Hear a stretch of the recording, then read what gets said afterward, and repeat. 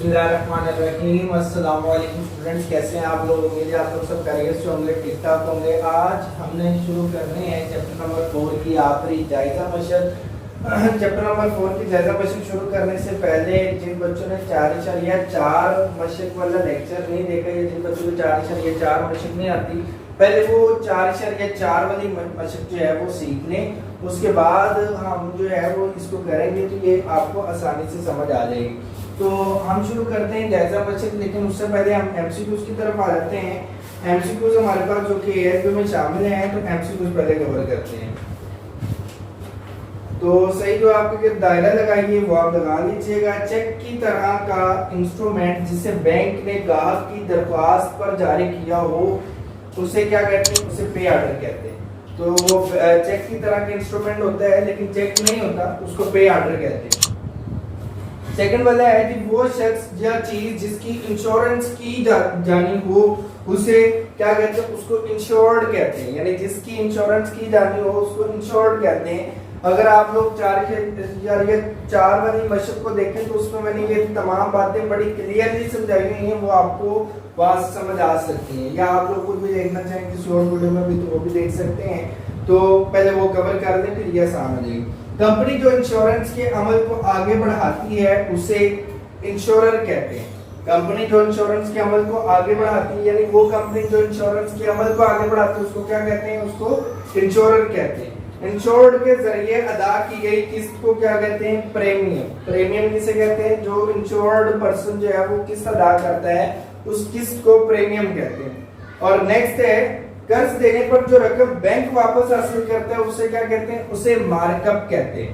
तो इसका हमारे पास सॉरी ये मैं पीछे बताना भूल गया हूं। तो क्वेश्चन नंबर 2 का आंसर बी है, क्वेश्चन नंबर 3 का ए है, क्वेश्चन नंबर 4 का सी है और नेक्स्ट क्वेश्चन नंबर 5 है, इसका ए है। अगर बैंक जो है वो आपसे प्रॉफिट हासिल करता है, फायदा हासिल करता है तो उसको मार्कअप कहते हैं। और अगर ग्राहक बैंक से नफा हासिल करे तो उसको नफा कहते हैं। तो नेक्स्ट है जमा कराई गई रकम पर बैंक जो रकम अदा करे उसे मुनाफा कहते हैं। आपने बैंक में रकम जमा करवाई, बैंक ने आपको रकम वापस की और साथ कुछ इजाफी रकम दे दी तो उसे हम नफा कहते हैं। और क्वेश्चन नंबर 7 है, इस तरह क्वेश्चन नंबर 6 का आंसर ए है। क्वेश्चन नंबर 7 है मुनाफा या मार्कअप की वसूल की गई शरह को क्या कहते हैं? तो की गई शरह को रेट कहते हैं। यानी जिस रेट पर आपको मुनाफा होगा या मार्कअप बैंक लेगा उस शरह को हम रेट कहते हैं। तो क्वेश्चन नंबर 7 का आंसर ए है। इसी तरह नेक्स्ट है हमारे पास क्वेश्चन, बैंक में लगाई गई मशीन जो नकद रकम ग्राहक को अदा करती है।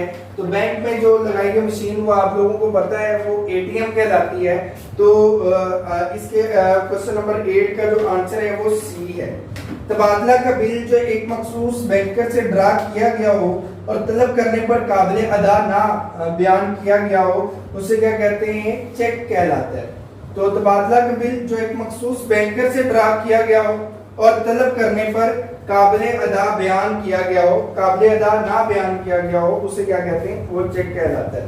अच्छा नेक्स्ट है हमारे पास क्वेश्चन नंबर 3 जो कि एएलपी के अकॉर्डिंग हम जा रहे हैं, तो इसलिए क्वेश्चन नंबर 3 इसके एएलपी में इंक्लूड है। क्वेश्चन है राहील ने 75 लाख रुपए मालियत के घर की इंश्योरेंस कराई जो कि 2% शरह के हिसाब से 5 साल के लिए थी। 5 साल में अदा की गई रकम मालूम कीजिए अगर कीमत में कमी की शरह 10% सालाना। तो सॉल्व करते हैं इसको। ये सेम ऐसे ही है जैसे हमने एक्सरसाइज 4.4 की, तो उसकी क्वेश्चन सेम इसी तरह की है। तो सबसे पहले हम देख लेते हैं गिवन क्या क्या है। तो हमारे पास है घर की मालियत, घर की मालियत बराबर है 75 लाख रुपए। ये क्वेश्चन लेंथी जरूर है लेकिन मुश्किल नहीं है। और इंश्योरेंस की शरह क्या है?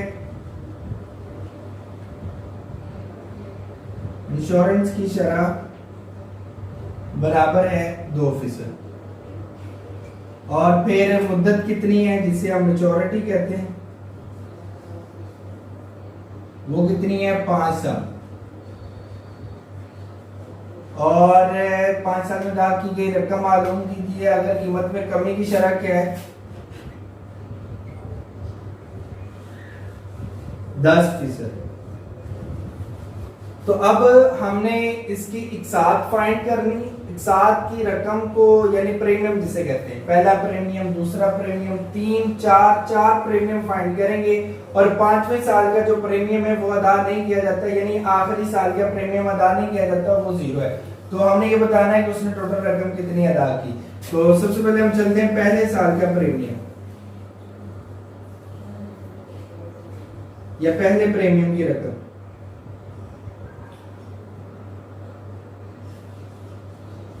पहले प्रीमियम की रकम कितनी है, कितने फीसद के हिसाब से, 2% के हिसाब से। और हमारे पास टोटल रकम कितनी है, 75 लाख। ये 2 0 से 2 0 काट गए, बाकी 75,000 बची है। 75,000 को 2 से ज़रब करें तो ये 1,50,000 आ जाएगा। ये आप कैलकुलेट भी कर सकते हैं, मुझे आइडिया है इसलिए मैंने डायरेक्ट लिख दिया। अब कीमत में कमी कितनी आएगी, कीमत में कमी वो बराबर कितनी है, 10% के हिसाब से कमी आ रही है। 10/100 ज़रब 75 लाख इक्वल्स टू, ये 2 0 से 2 0 काटे गए, बाकी 75,000 बचा। 75,000 10 से ज़रब खाएगा तो 1 0 एंड पे ऐड हो जाएगा। तो ये 7,50,000 हो गए। 75,000 में 1 0 ऐड हुआ तो 7,50,000। कमी के बाद कीमत क्या है, कमी के बाद जो कीमत है 75 लाख रुपए थी पहले, और कमी कितनी आ गई है, 7,50,000। तो कैलकुलेट कर दें इसको, कितनी कमी आती है, 75 लाख में 7,50,000 माइनस कर दो। 75 लाख में से 7,50,000 माइनस किया तो ये 67,50,000 आ गया। 67,50,000 रुपया पहले प्रीमियम की रकम अदा करने के बाद। अब जो दूसरे प्रीमियम की रकम फाइंड करेंगे, अब टोटल रकम हमारे पास कितनी है, 67,50,000। तो दूसरे प्रीमियम की रकम, दूसरे प्रीमियम की रकम बराबर है 2% के हिसाब से हम अदा कर रहे हैं। और अब हमारे पास है 67,50,000 रुपए मालियत। 2 0 से 2 0 कट गए, बाकी बच गया 67,500 को 2 से ज़रब कर दें, इसको तकसीम कर दिया 100, ये जो आंसर है उसको मैंने मल्टीप्लाई कर दिया 2 के साथ। तो ये मैंने 1,35,000, 67,500 को 2 से ज़रब किया तो हमारे पास आ गया 1,35,000। अब कीमत में कमी क्या है, कीमत में कमी 10% के हिसाब से आ रही, और 67,50,000 रुपए की मालियत की। अब आपके पास 2 0 से 2 0 काट गए, 67,500 के साथ ज़रब करेंगे तो ये 6,75,000 रुपए बन जाएगा। तो कमी के बाद कीमत क्या है, कमी के बाद कीमत बराबर है 67,50,000 रुपए कीमत थी, जिसमें से 6,75,000 रुपए की कमी आ चुकी। तो 67,50,000 में से 6,75,000 रुपए माइनस किया तो हमारे पास आ गया 60,75,000 रुपए। तो कमी के बाद कीमत क्या आ गई, दूसरा प्रीमियम हो गया। अब हम तीसरा प्रीमियम फाइंड करते हैं, तीसरे प्रीमियम की रकम। तीसरे प्रीमियम की रकम हमारे पास कितनी है, 2% के हिसाब से हम रकम अदा कर रहे हैं। और अब हमारे पास जो रकम है 60,75,000 रहेगी। तो ये 2 0 से 2 0 काटेंगे, बाकी 60,750 को 2 से ज़रब कर दें तो ये हमारे पास आ गया 1,21,500।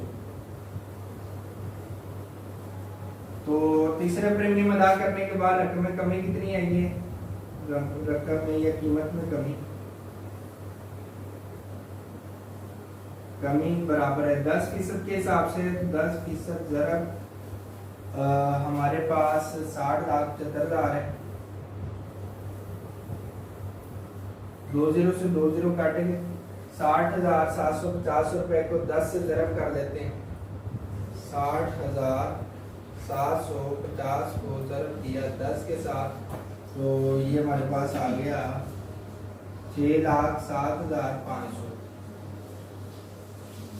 6,07,500 कमी आई है। तो कमी के बाद कीमत क्या है? कमी के बाद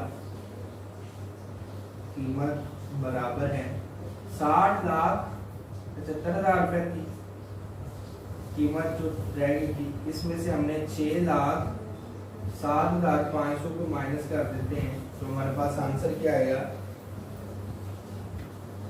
60,75,000 में ये हमारे पास आ गया 54,67,500। 54,67,500। अच्छा, अब ये हमने तीसरा प्रीमियम भी अदा कर दिया। अब हमारे पास चौथा प्रीमियम है। चौथे प्रीमियम की रकम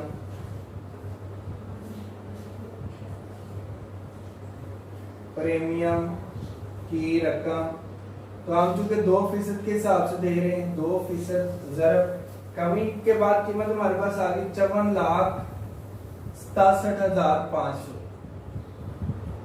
ये 2 जीरो से 2 जीरो कट गए।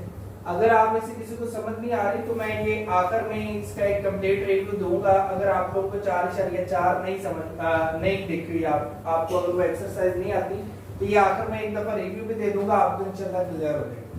तो ये हमारे पास जब आ गया, बाकी कितने बच गए? 54,675 रुपए। इसको 2 के साथ ज़रब कर देते हैं, तो ये हमारे पास आ गया 1,09,350। 1,09,350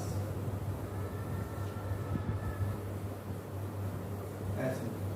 अच्छा, चौथे प्रीमियम की रकम कीमत में कमी कितनी रहेगी? कीमत में कमी बराबर है, ये 10% के हिसाब से कमी आ रही, और 54,67,500 रुपए रह गया था। ये 0 से 0 काट गए, 10 के साथ ज़रब करेंगे तो सिंपली 0 ऐड हो जाएगा। 54,000 ये 54,675 थे, और इसमें एक 0 और ऐड कर दिया, तो 5,46,750 रुपया। कमी के बाद कीमत क्या है? कमी के बाद कीमत बराबर है 54,67,500 में से 5,46,750 रुपए माइनस कर देते हैं। 54,67,500 में से माइनस किया हमने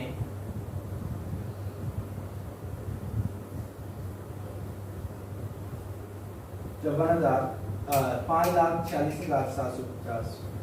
तो ये हमारे पास आ गया 49,20,750 रुपए।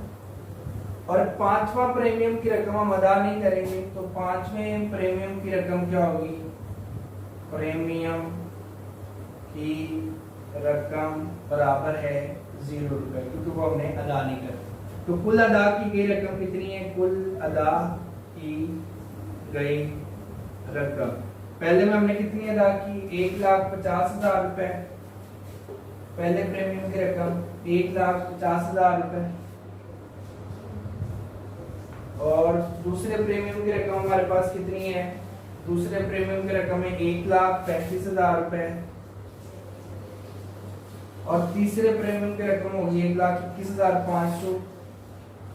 1,21,500, और चौथे प्रीमियम की रकम हमारे पास कितनी है? 1,09,350, और पांचवें प्रीमियम की रकम 0 है। तो इस तरह कुल रकम हमारे पास कितनी आ गई? ये जमा कर दें, 1,50,000 जमा 1,35,000 जमा 1,21,500 जमा हमारे पास 1,09,000, हाँ जी 1,09,350, और जमा 0 करेंगे। तो ये हमारे पास आ गया 5,15,850 रुपए जो उसने टोटल अदा किए। तो अब आ जाते हैं रिव्यू की तरफ। तो बेसिकली अगर 4.4 आप लोगों को नहीं आती, तो ये रिव्यू सिर्फ उन बच्चों के लिए जिन्होंने 4.4 में देखी। तो हम बेसिकली क्या करते हैं, जितनी भी मालियत है उस पर 2% शरह के हिसाब से हम इंश्योरेंस फाइंड करते हैं, उसमें कितना प्रीमियम अदा करना है। प्रीमियम अदा करने के बाद हम देखते हैं कि मालियत में 1 साल बाद कमी कितनी आ गई, उस कमी को निकाल देते हैं और जो निकालने के बाद रकम बचती है उसमें से दूसरा प्रीमियम फाइंड कर लेते हैं। जैसा कि मैंने किया कि हमने क्या किया, पहला प्रीमियम 1,50,000 रुपए आ गया, कीमत में कमी 10% के हिसाब से 7,50,000 रुपए थी। 7,50,000 रुपए को मैंने 75 लाख में से माइनस कर दिया, बाकी बच गया 67,50,000 रुपए। 67,50,000 रुपए पे मैंने दूसरा प्रीमियम फाइंड किया। इसी तरह फिर से कमी फाइंड की 10% के हिसाब से, और 10% के हिसाब से कमी फाइंड करने के बाद मैंने जो कीमत आई उस पर तीसरा प्रीमियम फाइंड कर दिया। फिर मैंने 10% की कमी में जो है वो माइनस की, 10% की कमी निकाली और उसको 60,75,000 रुपए में से माइनस करके जो रकम बची उसमें से छोटा प्रीमियम फाइंड किया और फिर उसमें से कीमत में कमी फाइंड की और कमी के बाद जो कीमत आई वो हमारे पास है 49,20,750 रुपए। और फिर मैंने पांचवा प्रीमियम फाइंड किया और पांचवा प्रीमियम फाइंड इसलिए नहीं किया कि आखिरी जो रकम होती मुद्दत के आखिरी साल की रकम वो आप ही के पास आ जाती, इसलिए वो जमा करवाएं या ना करवाएं वो उससे कोई फर्क नहीं पड़ता। तो इस तरह कुल अदा की गई जो रकम की जो राहेल है 75 लाख रुपए मकान की मालियत पर जो कुल रकम एक साथ की सूरत में यानी प्रीमियम की शक्ल में अदा की वो 5,15,850 रुपए थी। उम्मीद है आप लोगों को ये लेक्चर समझ में आया होगा। आप लोगों को कोई भी कंफ्यूजन हो, कोई भी क्वेश्चन हो, कॉम्प्लेक्सिटी हो तो आप उसको कमेंट बॉक्स में पूछ सकते हैं, इंशाल्लाह वहां पर आपको जवाब दिया जाएगा। और अल्लाह।